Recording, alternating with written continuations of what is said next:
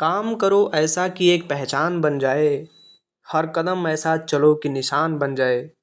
यहाँ ज़िंदगी तो हर कोई काट लेता है, ज़िंदगी जियो इस कदर कि मिसाल बन जाए। नमस्कार, मैं Gyan Prakash Chaudhary SSC GD special class में आप सभी का हार्दिक स्वागत एवं अभिनंदन करता हूँ। आज जियोग्राफी का पार्ट 2 लेकर के आ गया हूँ। एमसीक्यूज क्वेश्चंस होते हैं और विथ मैप मैं उनका सॉल्यूशन करवाता हूँ। तो चलिए देखते हैं आज कौन कौन से क्वेश्चंस शामिल किए गए हैं। आइए प्रारंभ करते हैं। पहला क्वेश्चन, कौन सी नदी जास्कर और लद्दाख पर्वतमालाओं के बीच बहती है? तो वह कौन सी नदी है? इसका जो विकल्प सही होगा वह होगा सिंधु नदी। क्या सिंधु नदी? सी ऑप्शन इसमें सही होगा। थोड़ा सा कलर चेंज कर लेते हैं, ब्लैक अच्छा नहीं लग रहा है, इसको ब्लू कर लेते हैं। तो सी ऑप्शन इसमें सही होगा। कौन सा सही है? सी, सिंधु नदी जास्कर और लद्दाख पर्वतमालाओं के बीच बहती है। थोड़ा सा मैप के माध्यम से जान लेते हैं कि सिंधु नदी है कहाँ। ये देखिए, भारत का नक्शा बनाने जा रहे हैं तो ये ऊपर का हिस्सा भारत का, ये देखें बन रहा है कश्मीर।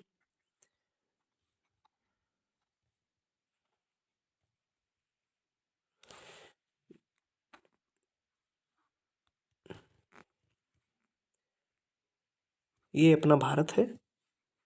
यहाँ से देखिए जो सिंधु नदी, सबसे पहले आप जान लीजिए कि कौन कौन सी श्रेणियाँ यहाँ हैं। कलर चेंज करके मैं आपको दिखा रहा हूँ। काराकोरम, लद्दाख और जास्कर। सबसे पहले जो ऊपर का ये हिस्सा है, ये जो है ये काराकोरम है। फिर उसके नीचे जो है ये लद्दाख है। फिर इसके नीचे जो है ये जास्कर। 3 पर्वत श्रेणियां हैं और इनके मध्य सिंधु नदी बहती है। कहाँ से बह रही है उसको भी दिखा रहे हैं। इसको हम हरे कलर से दर्शा रहे हैं कि सिंधु नदी कहाँ से बहती है। यह देखें आप, सिंधु नदी चीन से यहाँ से निकल करके आती है। सिंधु नदी, सबसे पहले तो इसका नामकरण कर देते हैं। नामकरण क्या है? ये जो है काराकोरम, लद्दाख और ये जास्कर, KLJ, काराकोरम, लद्दाख और जास्कर। यह तीनों श्रेणियां हैं। इनमें जो है सिंधु नदी जो बह रही है वह इसके मध्य से हो करके यहाँ से गुजर रही है लद्दाख और जास्कर पर्वतमालाओं के बीच। तो सिंधु नदी लद्दाख और पर्वतमालाओं के बीच ऐसे होकर के जा रही है। यहाँ से होकर के फिर जा रही है, ये पाकिस्तान को चली जाती है। क्लियर हुआ? यह देखें आप, ये है सिंधु नदी। ये कौन सी नदी है? यही है सिंधु नदी, पाकिस्तान को चली जाती है। क्लियर? काराकोरम, लद्दाख और जास्कर 3 पर्वत श्रृंखलाएं हैं।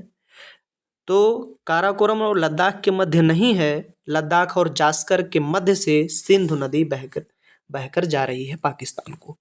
और यह सिंधु नदी अपना जल जो है अरब सागर में जाके गिरा देती है। क्लियर? इतने सारे क्वेश्चन यहाँ से बन सकते हैं, ध्यान दीजिएगा। और सिंधु नदी भारत में देखें, भारत में बहुत ज़्यादा नहीं बह रही है, सिर्फ यहाँ से लद्दाख और इसमें तो जम्मू कश्मीर और लद्दाख 2 यूनियन टेरिटरी बन गया है। तो यहाँ से निकल करके फिर भारत का हिस्सा छोड़ देती है। पाकिस्तान में ज़्यादा इसका प्रवाह है। बढ़ते हैं अगले प्रश्न की तरफ। दूसरा प्रश्न देखते हैं क्या है। दूसरा प्रश्न है, दिलवाड़ा और जरगा पर्वत चोटियाँ निम्नलिखित में से किस राज्य में स्थित हैं? तो इसका जो सही उत्तर होगा वह कहाँ है? दिलवाड़ा और जरगा पर्वत चोटियाँ, यह राजस्थान में। कहाँ है? राजस्थान। ये ऑप्शन इसमें सही होगा, राजस्थान में पड़ता है। कहाँ? राजस्थान में। अब आइए थोड़ा सा जान लेते हैं कि राजस्थान में कौन सी पर्वत श्रृंखला है। राजस्थान, यहाँ से हम बना रहे हैं, मैप बना दे रहे हैं गुजरात। मैप आप लोग बनाते रहिए, साथ में जब मैप बनाएंगे तो बहुत कुछ क्लियर हो जाएगा। मैं सही कह रहा हूँ, मैप बनाते चलें साथ में। ये राजस्थान का हिस्सा पड़ रहा है, राजस्थान का हिस्सा पड़ रहा है। चलें, तो ये जो राजस्थान का हिस्सा है, यहाँ से एक एक पर्वत यहाँ है, ये देखें, ये है अरावली पर्वत। क्या है? अरावली पर्वत।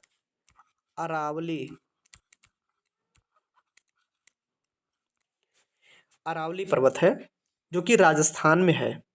राजस्थान में ये अरावली पर्वत है। इसी तरह से ऐसे बनी हुई है। ये दिल्ली से शुरू होती है और गुजरात तक यहाँ पहुँचती है। क्लियर हुआ? तो राजस्थान में कौन सा पर्वत है? अरावली पर्वत। किस दिशा में यह पर्वत है? यह लगभग उत्तर से दक्षिण दिशा में इस तरह के बनना, थोड़ा सा तिरछा है लेकिन ऐसे ही है अरावली पर्वत। और अरावली पर्वत पे जो सबसे ऊंचा शिखर है वह है गुरु। सर्वोच्च शिखर क्या है? अरावली पर्वत का सर्वोच्च शिखर गुरु।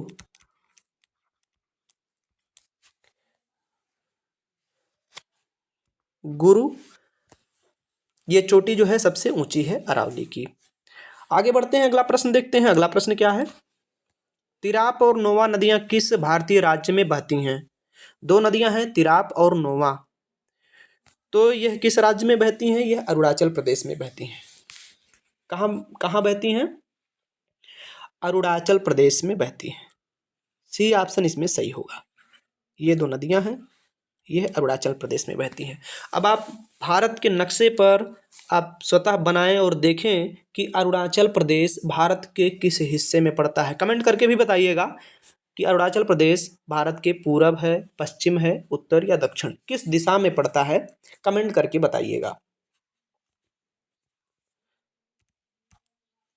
निम्नलिखित में से कौन सी पहाड़ियां आंध्र प्रदेश में स्थित हैं? तो कौन सी पहाड़ियां आंध्र प्रदेश में स्थित हैं? इसमें आपको बताना है पालकोंडा की पहाड़ियां, महाबलेश्वर की पहाड़ियां, अन्नामलाई की पहाड़ियां या नीलगिरी की पहाड़ियां। तो कौन सी पहाड़ियां आंध्र प्रदेश में स्थित है? इसका जो सही उत्तर है वह है पालकोंडा की पहाड़ियां। कौन सा? पालकोंडा की पहाड़ियां। ए ऑप्शन इसमें सही होगा। यह है आंध्र प्रदेश में स्थित है। आइए थोड़ा सा फिर मैप के माध्यम से जानते हैं। मैप बना करके और इसको दर्शा रहे हैं। ये देखें, गुजरात का हिस्सा, गुजरात से फिर नीचे आ रहे हैं हम लोग, आगे केरल तमिलनाडु होते हुए यहाँ जा रहे हैं। अब आप देख सकते हैं कि तीनों पहाड़ियाँ और जो दिखाई गई हैं उसको मैं बता रहा हूँ। थोड़ा सा कलर डिफरेंस करते हैं। अब आप देखेंगे यहाँ से ये पश्चिमी घाट है, पश्चिमी घाट एकदम सटा हुआ ऐसे आ रहा है, ये पूरी पहाड़ियाँ। और पूर्वी घाट कटा फटा थोड़ा सा है, ऐसे करके है, लेकिन आ करके यहाँ मिल रहा है। तो जहाँ ये मिल रहा है यहाँ थोड़ा सा देखिए गांठ बन रहा है। गांठ बना, जो ये गांठ बना, यह जो है जहाँ ये गांठ बन रहा है ये नीलगिरी की पहाड़ियाँ हैं। कौन सी हैं? नीलगिरी की पहाड़ियाँ।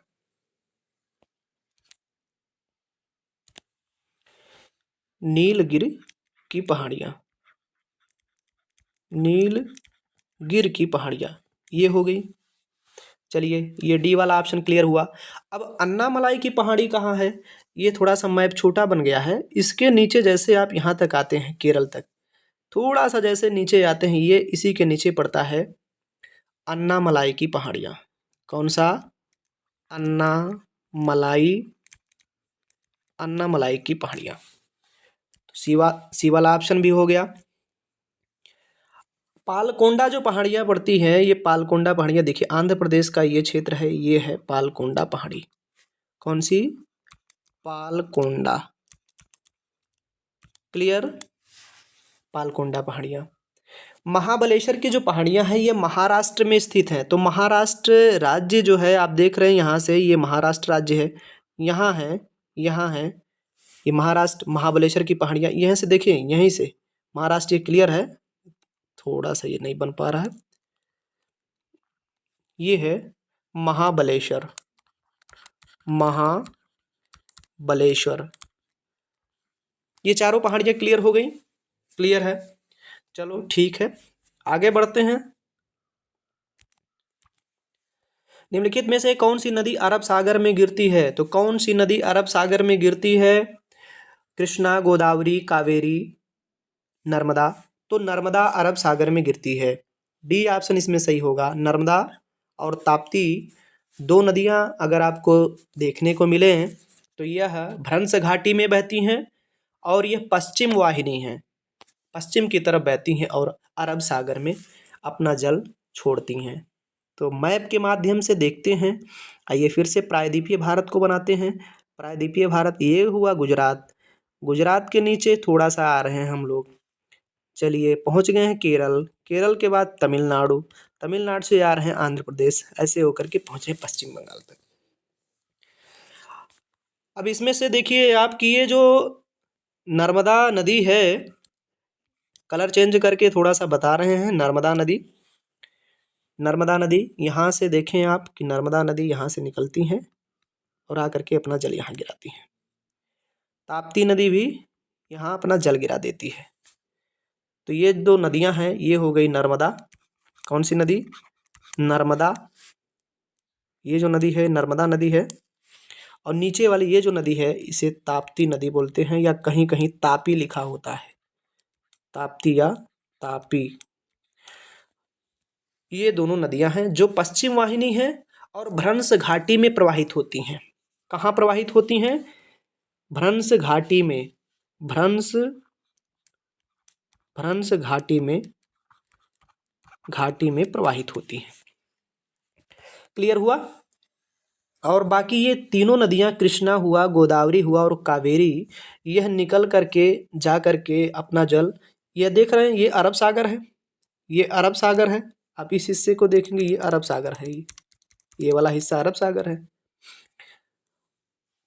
कृष्णा ये जो हो गया ये है कृष्णा, गोदावरी, यहाँ आप देखेंगे कावेरी नदी, ये आकर के इस तरफ अपना जल गिरा देती हैं। इनका बहाव यानी इनका ढाल पूरब की तरफ है। आगे बढ़ते हैं अगले प्रश्न की तरफ।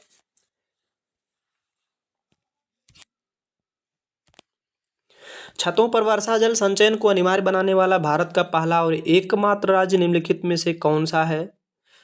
तो यह है तमिलनाडु। कौन सा है? तमिलनाडु। सी ऑप्शन इसमें सही होगा। तमिलनाडु जो है पहला राज्य है और एकमात्र राज्य है जो कि वर्षा जल संचयन को लेकर के बहुत ज़्यादा जागरूक है। चावल की खेती की जाबो प्रणाली भारत के किस राज्य में प्रचलित जल संचयन की एक स्वदेशी विधि है? इसका उत्तर बताएं। तो इसका उत्तर जो होगा वह है नागालैंड। क्या है? नागालैंड। नागालैंड पूर्वोत्तर भारत का एक राज्य है। नागालैंड की राजधानी कोहिमा है। और यह जो है क्या है? अच्छा, जाबो प्रणाली है क्या? ये जाबो प्रणाली जो है कि पानी इकट्ठा हो जाता है तालाब में और उसी पानी से इस खेती की सिंचाई की जाती है। जैसे जाबो प्रणाली का तात्पर्य ये है कि मान लीजिए बरसात का पानी यहाँ से आ रहा है, यहाँ से आ रहा है, एक बना तालाब, ये है तालाब, और इसी तालाब में तालाब में पानी इकट्ठा है, ये आकर के इकट्ठा है। और इसी प्रणाली से यानी अब अगर सिंचाई करना हुआ खेतों की तो यहीं से पानी निकाल लेते हैं। यही प्रणाली जाबो प्रणाली कहलाती है। आगे बढ़ते हैं। मंदाकिनी नदी में अलकनंदा, मंदाकिनी नदी फिर खाली स्थान है में अलकनंदा में मिलती है। तो कहाँ मिलती है? विष्णुप्रयाग, कर्णप्रयाग, रुद्रप्रयाग या फिर देवप्रयाग? इसका सही उत्तर जो है वह है रुद्रप्रयाग। कौन सा प्रयाग? रुद्रप्रयाग। रुद्रप्रयाग में मंदाकिनी अलकनंदा से मिलती है। तो आइए थोड़ा सा देखते हैं कि कौन सी नदी कहाँ कहाँ मिल रही है। विष्णुप्रयाग में कौन सी नदी? कर्णप्रयाग में और देवप्रयाग में। इसका अगले पेज पर हम लोग देखेंगे और बना लेते हैं, बाकायदा मैप बनाते हैं।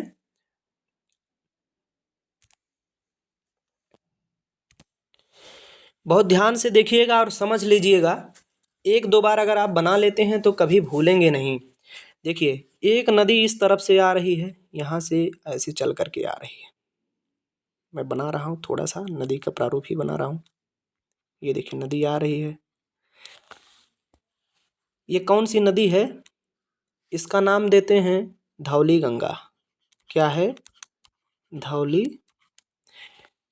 ये आ रही है धौली नदी। अब यहाँ से आते आते जब ये पहुँच जाती है, ये अलकनंदा नदी है, इधर से आ रही है, ये यहाँ मिल जाती है। कौन सी नदी? अलकनंदा। फिर ये आगे बढ़ती है, ये नदी आगे बढ़ रही है, ये है अलकनंदा। अलकनंदा, अलकनंदा नदी है, ये आगे बढ़ते हुए चली आ रही है। तो ये जहाँ मिली है, ये जहाँ मिल रही है, पहली बार जहाँ ये मिली है, इसको थोड़ा सा देखें आप। ये मैप, एक मिनट, इसको सही से बना देते हैं जिससे कि आपको ज़्यादा समझ में आए।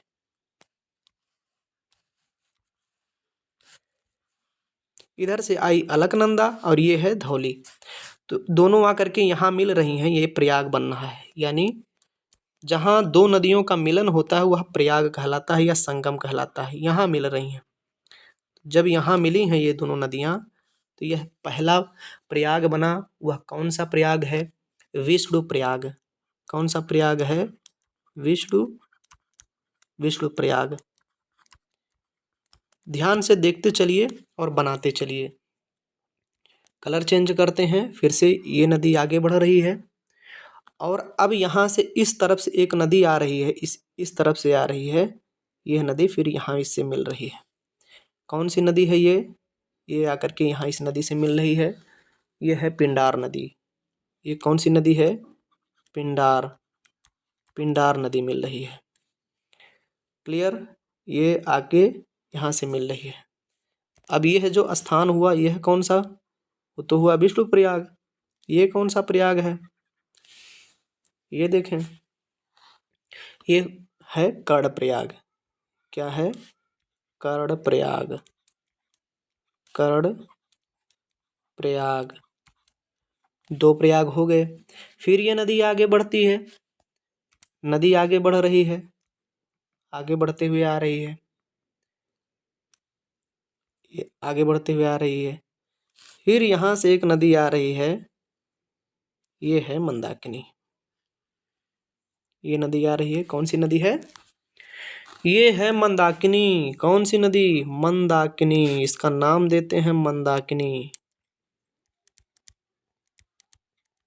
ये देखिए, मंदाकिनी नदी इधर से आ रही है, इसका जल यहाँ आ रहा है, ये भी यहाँ मिल रही है। इसका ये देखें, ये कौन सा प्रयाग बन रहा है? जब यहाँ ये मिल रही है, ये कौन सा प्रयाग बना? ये जो प्रयाग बना वह रुद्र प्रयाग है। कौन सा प्रयाग? रुद्र प्रयाग। रुद्र प्रयाग। रुद्र प्रयाग। फिर नदी आगे बढ़ रही है, नदी आगे बढ़ते हुए जा रही है, नदी आगे बढ़ते हुए जा रही है। एक नदी इधर से आ रही है, भागीरथी नदी। ये देखें, यहाँ से आ रही है, चलते हुए भागीरथी नदी आ रही है, यहाँ जाकर के मिल जाती है ये भागीरथी नदी। ये भागीरथी नदी मिलती है यहाँ। इस प्रयाग को क्या नाम देंगे? इस प्रयाग को नाम देते हैं देव प्रयाग। क्या? देव प्रयाग। चारों प्रयाग आपको समझ में आ गया होगा। तो देव प्रयाग ये है। कौन कौन सी नदी आई? ये देखें, ये जो नदी आ रही है ये है भागीरथी। ये कौन सी नदी है? भागीरथी। भागीरथी। यह नदी है मंदाकिनी। मंदाकिनी इधर से आ रही है, मंदाकिनी यहाँ से आ रही है। अलकनंदा नदी यहाँ से आ रही है, धौली नदी यहाँ से आ रही है, धौली गंगा जिसे कह रहे हो। ये नदियाँ आगे बढ़ रही हैं, ऐसे बढ़ते हुए आ रही हैं। क्लियर? समझ में आ गया? तो पहली नदी जो आ रही है धौली और अलकनंदा, जो पहले मिलती हैं वह विष्णु प्रयाग बनता है। इसके आगे बढ़ती हैं, अलकनंदा के नाम से ये हो जाता है, तो अलकनंदा नदी आगे बढ़ रही है। पिंडार नदी इसमें आकर के मिल जा रही है, तो जहाँ पिंडार मिल रही है वह कर्ण प्रयाग है। इसके आगे फिर और ये बढ़ती जा रही है। फिर उसके बाद मंदाकिनी नदी इसमें मिलती है, मंदाकिनी दाहिने तरफ से मिलती है, तो वह जो है रुद्रप्रयाग है। और भागीरथी जब अलकनंदा में मिलती है तो वह देवप्रयाग है। कौन सा प्रयाग? देवप्रयाग। अब इसके आगे बढ़ करके जब ये नदी चली जाती है, बढ़ करके चली जाती है, फिर उसके बाद हरिद्वार में यह गंगा के नाम से मैदान में प्रवेश करती है। किसके नाम से? गंगा के नाम से यह मैदान में प्रवेश करती है। तो यह चारों प्रयाग आप देख लीजिए, बना लीजिए एक बार, बहुत अच्छे से समझ में आ जाएगा। बढ़ते हैं अगले प्रश्न की तरफ। भारतीय कृषि अनुसंधान परिषद का राष्ट्रीय केला अनुसंधान केंद्र कहाँ स्थापित किया गया है? इसका जो सही उत्तर होगा वह है तिरुचिरापल्ली, तमिलनाडु। कौन सा है? ये ऑप्शन इसमें सही होगा। केला अनुसंधान केंद्र तिरुचिरापल्ली, तमिलनाडु में है।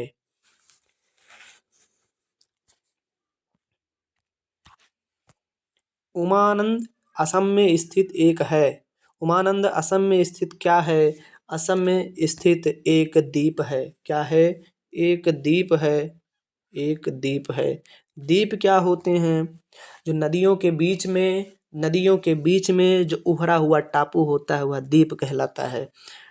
तो असम में ये है, असम में है, और यह ब्रह्मपुत्र नदी के बीच में है। देखें, यह ब्रह्मपुत्र नदी आ रही है, यह ब्रह्मपुत्र नदी आ रही है असम से। ब्रह्मपुत्र नदी, इसको बना देते हैं ऐसे, ब्रह्मपुत्र नदी। चलें, ये बन गया ब्रह्मपुत्र नदी। तो द्वीप की जो बात की गई है, यानी एक छोटा सा उठा हुआ जो टापू है इस नदी में, इस बीच में ऐसे छोटा सा ये जो जगह है, यानी यहाँ जमीन है, यहाँ लोग बसते हैं, ये हुआ द्वीप। ये कौन सा द्वीप है? उमानंद, यही है उमानंद द्वीप। ये ब्रह्मपुत्र नदी है। कौन सी नदी है? ब्रह्मपुत्र नदी। तो भारत का जो सबसे बड़ा नदी द्वीप है वह माजुली है। तो भारत का सबसे बड़ा नदी द्वीप कौन सा है? माजुली, माजुली द्वीप। माजुली द्वीप सबसे बड़ा द्वीप है। ठीक है, क्लियर हुआ? तो आपको द्वीप समझ में आ गया होगा। और उमानंद जो है वह दुनिया का सबसे छोटा नदी द्वीप माना जाता है, इसलिए तो यह प्रश्न बना ही है।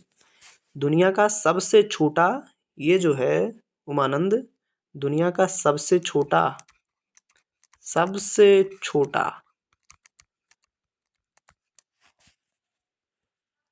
नदी द्वीप है।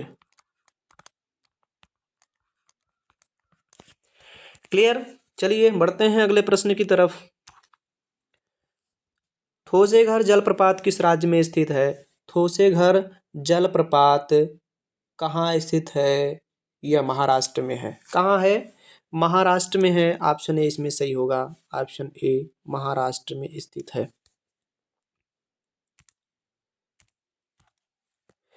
किस भारतीय राज्य को उसकी अनूठी स्थलाकृति के कारण लाल नदी और नीली पहाड़ियों की भूमि के नाम से जाना जाता है? इसका जो सही उत्तर होगा वह है असम। क्या है? असम। असम को लाल नदी और नीली पहाड़ियों की भूमि के नाम से भी जाना जाता है। ऐसा क्यों है? क्योंकि असम आप देखें, जो पूर्वोत्तर भारत का एक राज्य है, वहाँ एक नदी बहती है। कौन नदी? ब्रह्मपुत्र नदी। तो ब्रह्मपुत्र नदी, ये देखें ब्रह्मपुत्र नदी ऐसे जा रही है, ये ब्रह्मपुत्र नदी असम में बह रही है। नीली पहाड़ियों की भूमि, ये जो नदी बह रही है ना, ये पहाड़ियों के मध्य ही है। इधर से आप देखेंगे तो इधर पहाड़ियां हैं, इधर पहाड़ियां हैं, और इधर भी पहाड़ियां हैं। तो ये घाटी में बह रही है। तो घाटी में बह रही, घाटी कल मैंने बताया था कि घाटी किसे कहते हैं? दो पर्वतों के जो बीच का जो खाला क्षेत्र होता है वह घाटी कहलाता है। तो ये घाटी में बह रही है। अच्छा, यहाँ की जो मिट्टी है तो लाल मिट्टी है। तो जब यह मिट्टी में यानी मैदान में जब प्रवेश करती है तो लाल मिट्टी में जब यानी लेटेराइट और लाल मृदा जब होती है तो वह मिट्टी अपने साथ घोल करके लाती है। तो जब मिट्टी उसमें घुल जाता है तो इसके कारण से उसका जल लाल दिखाई पड़ता है, इसलिए लाल नदी भी इसे कहते हैं। और नीली पहाड़ियों की भूमि इस नाते कहा जाता है क्योंकि यहाँ का मौसम जब आप देखेंगे सुबह में इतना साफ होता है कि जो पहाड़ियाँ दिखाई पड़ती हैं एकदम आकाश स्वच्छ दिखाई पड़ता है, इसलिए नीली पहाड़ियों की भूमि कही जाती है। आगे बढ़ते हैं। निम्नलिखित में से किस राज्य में भारत की सबसे बड़ी खारी आर्द्र भूमि सांभर झील स्थित है? तो सांभर झील राजस्थान में स्थित है। सांभर झील कहाँ स्थित है? राजस्थान में स्थित है।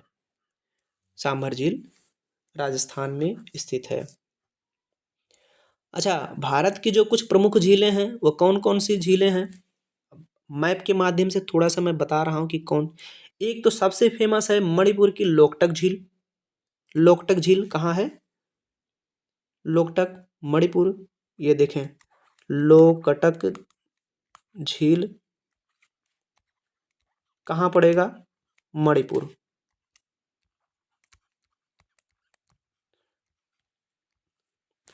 एक नेशनल पार्क है यहाँ, केबुल लामजाओ तैरता हुआ। तो लोकटक झील हो गया, और कौन सा? कोलेरू झील। कोलेरू झील ये कहाँ पड़ता है? आंध्र प्रदेश। आंध्र प्रदेश, आंध्र प्रदेश में पड़ता है। लोनार झील महाराष्ट्र में पड़ता है। लोनार झील महाराष्ट्र में पड़ता है।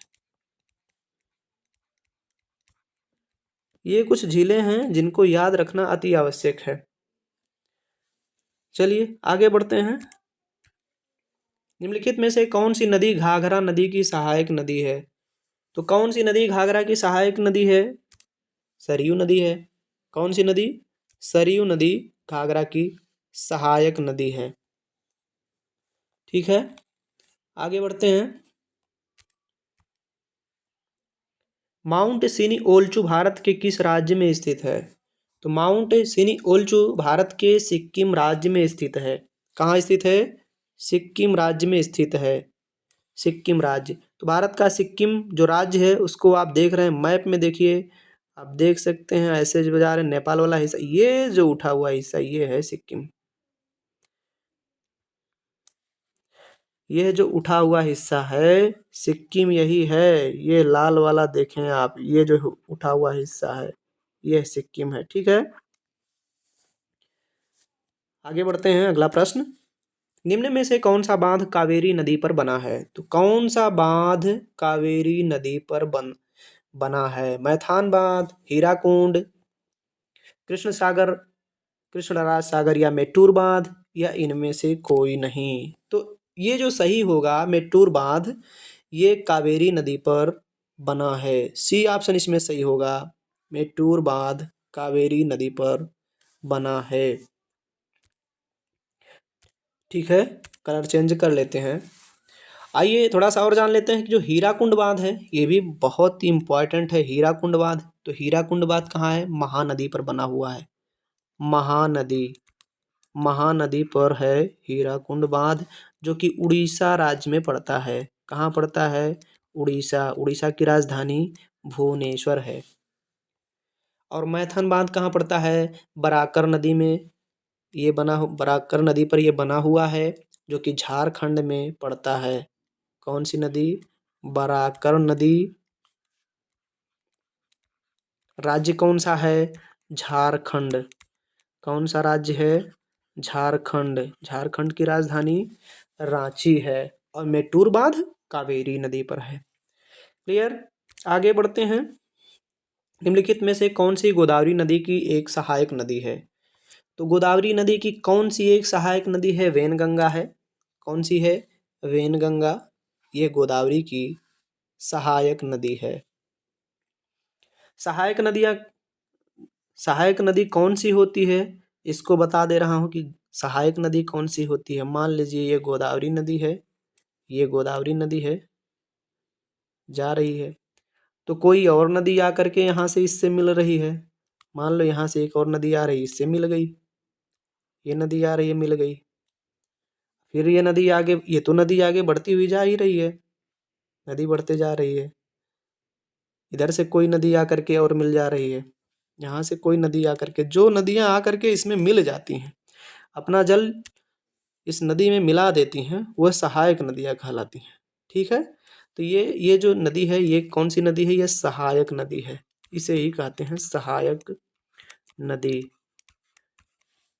ये जो हो गई ये सहायक नदियाँ हैं। ठीक है, सहायक नदी। तो गोदावरी की सहायक नदी कौन सी है? वेनगंगा गोदावरी की सहायक नदी है। आगे बढ़ते हैं। निम्न में से किस भारतीय राज्य की सीमा नेपाल से नहीं लगती है? पहला ही वीडियो है जिसमें मैंने बताया है भारत के पड़ोसी देशों को, तो किस राज्य की सीमा भारत से लगती है, किस देश की सीमा भारत से लगती है, यानी अंतर्राष्ट्रीय सीमाओं की चर्चा वहाँ पर की गई है।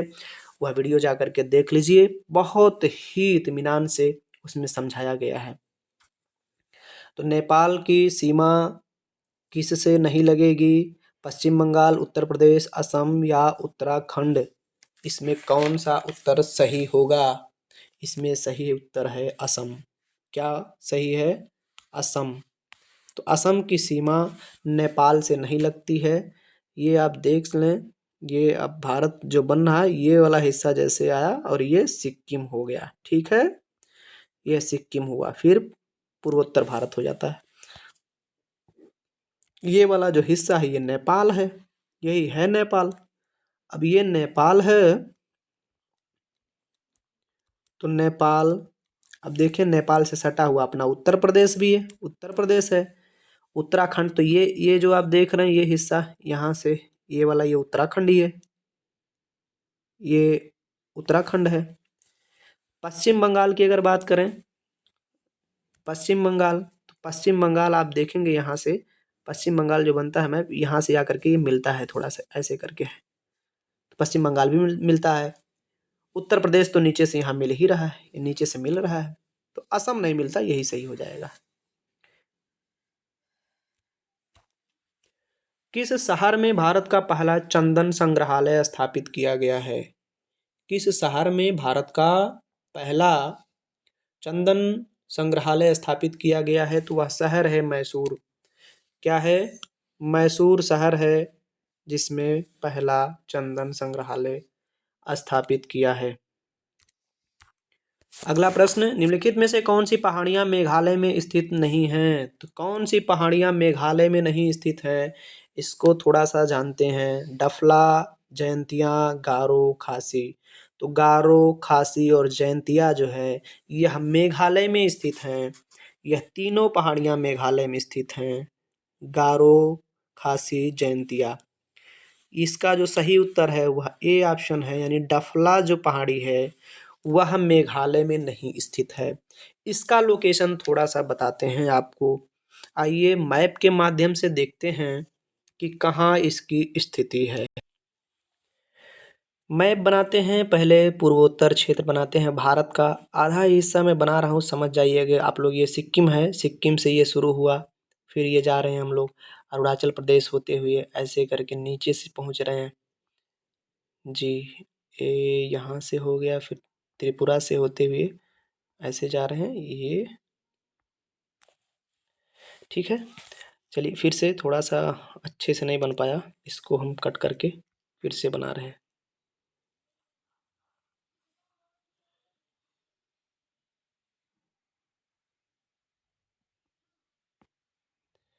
ये जो बना ये ठीक है। अब आप देख सकते हैं, यहाँ मैं दूसरे कलर से दिखा रहा हूँ, रेड कलर से मैं बना रहा हूँ। ये मेघालय राज्य है, तो मेघालय में जो स्थित है वह सबसे पहले है गारो, फिर खासी, फिर जयंतिया। तो मेघालय यह क्षेत्र पड़ता है, तो पहला जो है वह है गारो, फिर है खासी, फिर है जयंतिया। यह तीनों हैं। इसका ये है गारो, कौन सी पहाड़ी? गारो। दूसरी कौन सी है? दूसरी है खासी।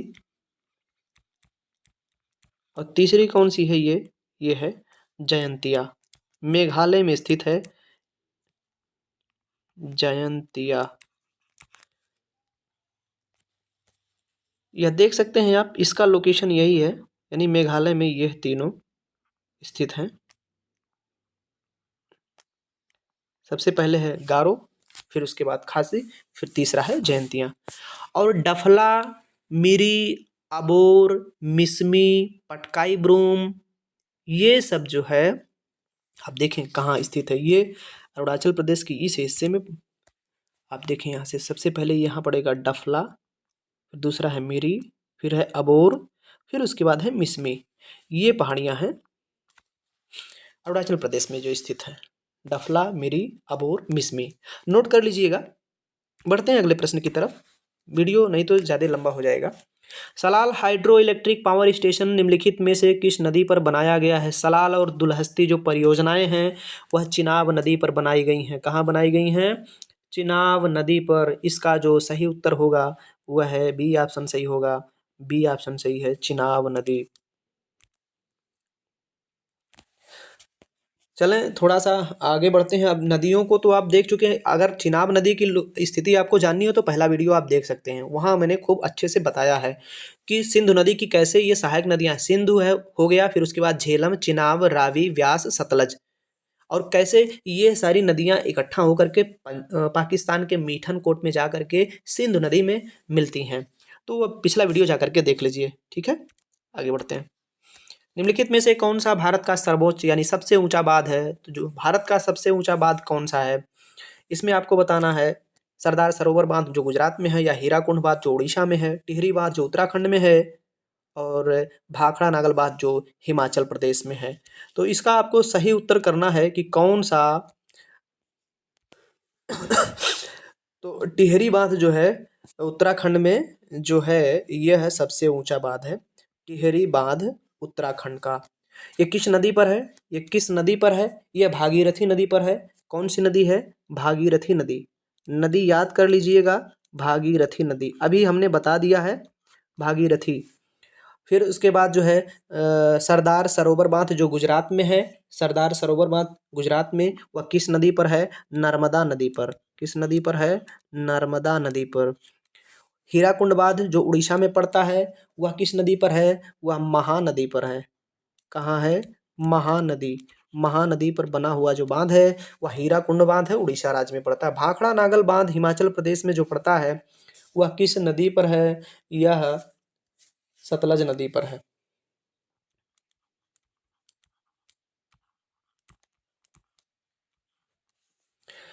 आगे बढ़ते हैं, अगला प्रश्न देखते हैं। भारत में हिम तेंदुआ परियोजना की शुरुआत कब की गई थी? तो हिम तेंदुआ परियोजना की शुरुआत 2009 ईस्वी में हुई है। कब हुई है? 2009। ऑप्शन डी इसमें सही होगा। निम्नलिखित में से कौन सा राज्य यमुना नदी के जल ग्रहण क्षेत्र के अंतर्गत आता है? तो कौन सा राज्य यमुना नदी के जल ग्रहण क्षेत्र के अंतर्गत आता है, ये आपको बताना है। पंजाब हुआ, उत्तराखंड, राजस्थान या हिमाचल प्रदेश? कौन सा है? इसमें है उत्तराखंड। उत्तराखंड होगा, बी ऑप्शन सही होगा। उत्तराखंड राज्य यमुना नदी के जल ग्रहण क्षेत्र के अंतर्गत आता है। सरयू नदी किस नदी की सहायक नदी है? सरयू नदी किस नदी की सहायक नदी है? इसका उत्तर शारदा है। ए ऑप्शन सही होगा, शारदा। सरयू नदी शारदा की सहायक नदी है। आगे बढ़ते हैं। भारत के पंजाब से निकलने वाली 5 नदियां पाकिस्तान में मिठनकोट में नदी में मिल जाती हैं। कौन सी नदी है? सिंधु नदी है। कौन सी नदी है? सिंधु नदी। अभी हमने इसके पहले इसका डेफिनेशन बताया, फिर से मैं बता दे रहा हूँ कि भारत के पंजाब से निकलने वाली 5 नदियाँ, तो 5 नदियाँ कौन सी होंगी? झेलम, चिनाब, व्यास, रावी, सतलज। ये होती हैं पंचनद। और ये पांचों नदियाँ मिल करके ऐसे देखें, ये नदी एक निकली, फिर दूसरी नदी निकली, मिल जाती है, तीसरी हो गई, चौथी नदी और पांचवी नदी। ये पांचों नदियाँ संयुक्त रूप से जाती हैं, और सिंधु नदी यहाँ से आ रही है। सिंधु नदी ये पाकिस्तान का, ये होता है मीठन कोट प्लेस। कौन सा प्लेस है? मीठन कोट। ये है मीठन कोट। और यहीं आकर के मीठन कोट में आकर के सिंधु नदी से सारी नदियाँ मिलती हैं। सिंधु से सभी नदियाँ मिल जाती हैं। ठीक है, आगे बढ़ते हैं। अगला प्रश्न देखते हैं क्या है। होगेन अक्कल जलप्रपात किस राज्य में स्थित है? तो इसका जो सही उत्तर होगा तमिलनाडु, डी ऑप्शन इसमें सही होगा। अगले प्रश्न की तरफ बढ़ते हैं। अगला प्रश्न क्या है, महानदी के बारे में निम्नलिखित में से कौन सा कथन गलत है? तो कौन सा कथन गलत है उसको ढूंढना है। गलती से सही क्वेश्चन को आप गलत ना कर दें, यानी सही उत्तर को आप गलत ना कर दें। यह छत्तीसगढ़ के पहाड़ी इलाकों से निकलती है। महानदी के बारे में आपको बताना है, ठीक है। तो जी हाँ, निकलती है। इसके जलग्रहण क्षेत्र का कुछ हिस्सा महाराष्ट्र में स्थित है। हाँ, यह लगभग 860 किलोमीटर लंबी है, बिल्कुल है। यह अरब सागर में गिरती है, ये नहीं सही है, यही गलत है, यही आपको ढूंढना है जो सही नहीं है। डी ऑप्शन, यह अरब सागर में गिरती है। तो महानदी जो है वह अरब सागर में नहीं गिरती है, वह बंगाल की खाड़ी में गिरती है। क्लियर? आगे बढ़ते हैं। निम्नलिखित में से किस राज्य में यूथांग घाटी स्थित है? यूथांग घाटी किस राज्य में स्थित है? सिक्किम में स्थित है। कहाँ स्थित है? सिक्किम में स्थित है यूथांग घाटी। यूथांग घाटी सिक्किम में स्थित है। कदम बांध कदम नदी और किस नदी के संगम पर स्थित है? जो कदम बांध है या गोदावरी नदी, गोदावरी नदी के संगम पर स्थित है। थार के रेगिस्तान की सबसे लंबी नदी निम्न में से कौन सी है? तो रेगिस्तान की सबसे लंबी नदी जो है वह है लूनी। कौन सी नदी है? लूनी नदी है जो रेगिस्तान की सबसे लंबी नदी है। लूनी नदी कहाँ से निकलती है, थोड़ा सा इसे बताते हैं। ये है राजस्थान का एरिया, चलो मान लेते हैं। अब ये कौन सा पर्वत है? इसे अरावली पर्वत कहते हैं। ये अरावली पर्वत है। कौन सा पर्वत? अरावली, राजस्थान में है अरावली पर्वत। और इसी अरावली पर्वत के इस किनारे से निकल रही है यह नदी, लूनी नदी। लूनी नदी यहाँ से निकलती है, ये लूनी नदी यहाँ से निकलती है और गुजरात के ये दलदलों में, कच्छ के रण में अपना जल छोड़ देती है। ये है लूनी नदी। कौन सी नदी है? लूनी नदी, जो राजस्थान की सबसे लंबी नदी है। आगे बढ़ते हैं, अगला प्रश्न देखते हैं।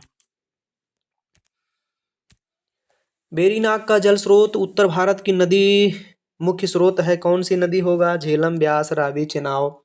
इसमें कौन सा उत्तर सही होगा? वह झेलम होगा। क्या होगा? झेलम, झेलम नदी, झेलम नदी। चलिए, झेलम जो कि सिंधु की सहायक नदी है। झेलम किसकी सहायक नदी है? सिंधु नदी की ही सहायक नदी है। और झेलम की सहायक कौन सी है? झेलम की सहायक है किशन गंगा नदी। कौन सी नदी है? किशन गंगा नदी। एक नदी है किशन गंगा, ये झेलम की सहायक नदी है। और झेलम किसकी सहायक नदी है? झेलम सिंधु की सहायक नदी है। ठीक है, आगे बढ़ते हैं। अगला प्रश्न देखते हैं क्या है। भारत में सक्रिय ज्वालामुखी कहाँ पाए जाते हैं? तो भारत में जो सक्रिय ज्वालामुखी पाए जाते हैं अंडमान निकोबार द्वीप समूह पर पाए जाते हैं। कहाँ पाए जाते हैं? अंडमान और निकोबार द्वीप समूह पर। तो अंडमान निकोबार द्वीप समूह आप देखे होंगे, जो भारत का पूरब का हिस्सा पड़ता है, वहीं से लेकर के जो लंका की तरफ जाते हैं, देखते हैं कई ऐसे बिंदुएं दिखती हैं, वही है अंडमान निकोबार द्वीप समूह। गिद्ध संरक्षण एवं प्रजनन केंद्र निम्नलिखित में से कहाँ स्थित है? तो गिद्ध संरक्षण एवं प्रजनन केंद्र कहाँ स्थित है? पिंजौर, आगरा, रामपुर या फिर पुष्कर। तो यह पिंजौर में स्थित है। कहाँ स्थित है? पिंजौर, ए ऑप्शन इसमें सही होगा, पिंजौर में स्थित है। अरुणाचल प्रदेश राज्य की सबसे ऊंची चोटी कौन सी है? अरुणाचल प्रदेश राज्य की सबसे ऊंची चोटी कौन सी है? कामेत है, नुनकुन है, कंगतो है या इनमें से कोई नहीं? तो अरुणाचल प्रदेश की जो सबसे ऊंची चोटी है वह है कंगतो। कौन सी है? कंगतो, सी ऑप्शन सही होगा। इसका नाम थोड़ा सा आप जाने, अंग्रेजी में भी थोड़ा सा जान लीजिएगा, नहीं तो इसका अंग्रेजी में रहेगा KANGITO।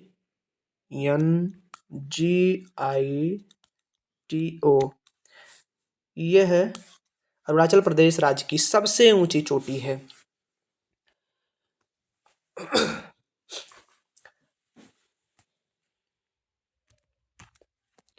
हुंडरू जलप्रपात किस नदी पर स्थित है? मोस्ट इंपॉर्टेंट है, बहुत ही इम्पोर्टेंट क्वेश्चंस है। हुंडरू जलप्रपात किस नदी पर है? तो हुंडरू जलप्रपात सुवर्णरेखा नदी पर है। किस नदी पर है? सुवर्णरेखा नदी पर है हुंडरू जलप्रपात। तो थोड़ा सा और जान लेते हैं कौन कौन से जलप्रपात हैं। जैसे हो गया साडनी जलप्रपात शंख नदी पर पड़ता है। ठीक है। जोग या गरसोप्पा जलप्रपात बहुत ही पॉपुलर है, कई बार पूछा गया है। धुआंधार जलप्रपात नर्मदा नदी पर भेड़ाघाट के पास जो बनाती है। तो ये जलप्रपात हैं, बहुत फेमस है, इनको याद कर लीजिए। आगे बढ़ते हैं, अगला प्रश्न देखते हैं क्या है। निम्नलिखित में से कौन सी भारत की नदियों को आपस में जोड़ने वाली प्रथम परियोजना है? तो केन बेतवा परियोजना, ये करंट में भी बना हुआ है क्वेश्चंस। आ गया बहुत ही इंपॉर्टेंट क्वेश्चन, केन बेतवा परियोजना ये भारत की पहली नदी जोड़ो परियोजना है। केन बेतवा परियोजना, दोनों नदियां मध्य प्रदेश से निकलती हैं और मध्य प्रदेश से निकलती हैं। इन दोनों नदियों को जोड़ने के लिए लगभग 221 किलोमीटर 221 किलोमीटर लंबी नहर बनाई जाएगी। केन नदी, ये देखें एक नदी यहाँ से जा रही, ये नदी दोनों जब जुड़ेंगी यहाँ से, इनको यहाँ नहीं, यहाँ तो अलग अलग निकल जा रही है, सॉरी यहाँ तो मैंने जोड़ दिया अभी। ठीक है, ये नदी यहाँ से जा रही है, ठीक, ये नदी जा रही है आगे। इन दोनों नदियों को जोड़ा जाएगा, यहाँ से जोड़ दिया जा रहा है और ये जो बनेगा ये 221 किलोमीटर लंबा रहेगा।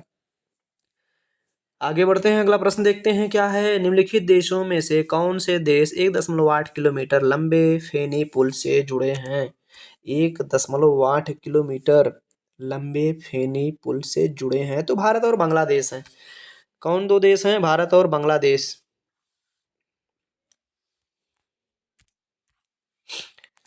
भारत म्यांमार सीमा पर निम्न में से कौन सी पहाड़ी भारत के पूर्वी पहाड़ी इलाकों की मिजो हिल्स और मणिपुर हिल्स को जोड़ती है? तो मिजो हिल्स और मणिपुर हिल्स को जोड़ने वाली कौन सी है? तोबा ककड़, खासी, डोकिया या चिन? तो इसमें जो सही उत्तर है वह है चिन। क्या है? चिन, ये आपका सही होगा। अरावली पर्वतमाला की सबसे ऊंची चोटी कहाँ स्थित है? तो अरावली पर्वतमाला की सबसे ऊंची चोटी राजस्थान में स्थित है। कहाँ स्थित है? राजस्थान में स्थित है। अरावली पर्वत को इसी वीडियो में मैंने 2 बार बनाया है, जो कि राजस्थान में वह है। आप वीडियो फिर से देख सकते हैं। तो ये थे आज के बहुत ही इम्पॉर्टेंट क्वेश्चन जो आज के वीडियो में शामिल किए गए हैं। तो 1 से 2 बार आप मैप बना करके यदि अभ्यास करते हैं तो कोई भी प्रश्न छूटने की गुंजाइश नहीं रहती है। ठीक है।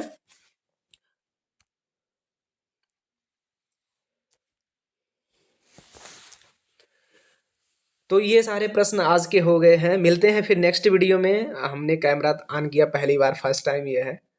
तो ठीक है, फिर मिलते हैं नेक्स्ट वीडियो में।